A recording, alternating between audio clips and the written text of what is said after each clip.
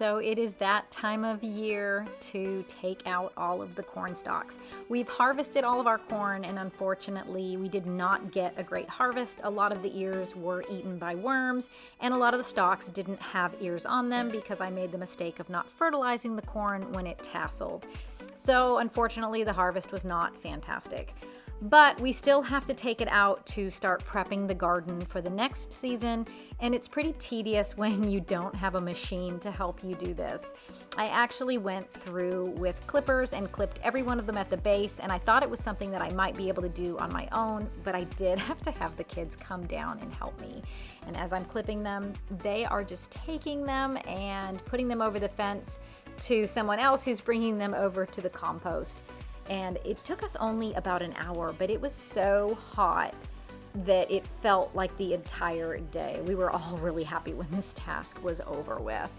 It is another hot day in South Carolina. We're in the beginning of August, and you can see behind me that we have really started getting the garden ready to plant out the fall garden. There are some things that are direct sowed that haven't come up yet, but mostly these rows are gonna be for cabbages and broccoli and those things that I've started inside already. But today, I have a bunch of sunflowers. These are gray striped mammoth sunflowers, and you can see how they're all bent over and the heads are hanging low. I need to get these harvested today, and I'm gonna bring them up to my front porch and sort of just let them sit there and dry out so that in a little while we can harvest the seeds from these. I did want to show you guys first these awesome little flowers. These are blue butterfly pea flowers, and they're sort of, I guess the color would be similar to like an ultramarine color. So these butterfly pea flowers are medicinal, and they make the most beautiful blue tea you've ever seen. And they do something pretty cool. When you add acid to them, like lemon juice for instance, it actually changes the color. So you can see here I'm adding it in, and it's gonna change to a bright pink. Is that not the coolest thing you have ever seen? So anyways, we have been harvesting this stuff by the bowlful every day. You'll know when to harvest your sunflower seeds by looking at the back of the sunflower head. Once it starts to turn brown, that's when you know that you can go ahead and cut these guys off and start to let them dry so that you can harvest the seeds.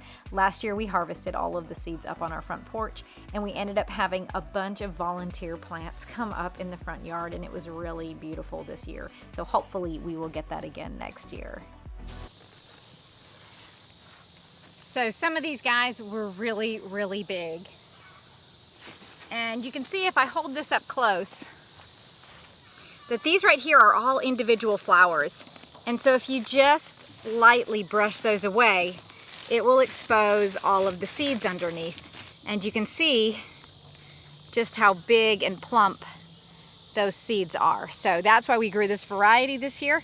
I don't think we'll have too many for eating, but we'll have plenty to save for seed. So it looks like I have a few really big zucchini down here, so I'm gonna harvest these guys.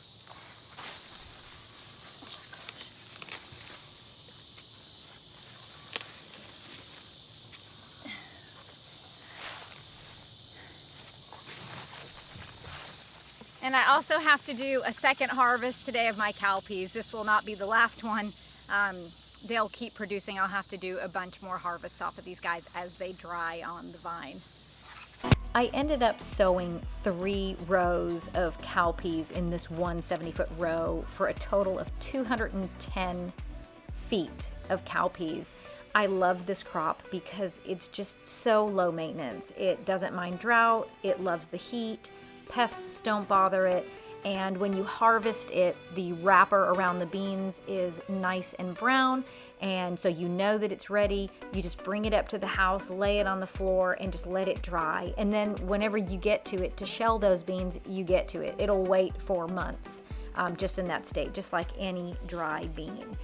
Now, when I sowed these last year, these were affected by the herbicide, but they looked so prolific to me that I didn't realize it. So this year when I sowed them, and I sowed them so heavily, they actually ended up going into my first row as well as over onto my tomatoes. A lot of them started vining up my tomato trellis on the right-hand side here, and I had to go through and take a lot of those off because I was afraid that it was going to choke out my tomatoes, and I really wanted to give those the best chance that I could to get as many tomato products this year as possible. When you harvest these, you can do it two ways. You can either harvest it when the pod is green or when the pod is brown. When it's brown, the beans are going to be nice and dried. When it's green, you can see in here the beans are a little bit green, and here they are dried. They're white and red. This is a variety called Ozark Razorback Cowpea. And you can see here just how heavily these rows filled in. That first row on the left is soybeans, and then the cowpeas, and they've just sort of grown together. So I'll know next year not to sow them quite so close. And here is an overview of the in-ground garden. We're definitely getting these things cleared out for fall, and we will bring you along for those plantings and let you know what we are going to be doing next here. But anyways, guys, thank you so much for hanging out with me, and I hope you have a great rest of your day.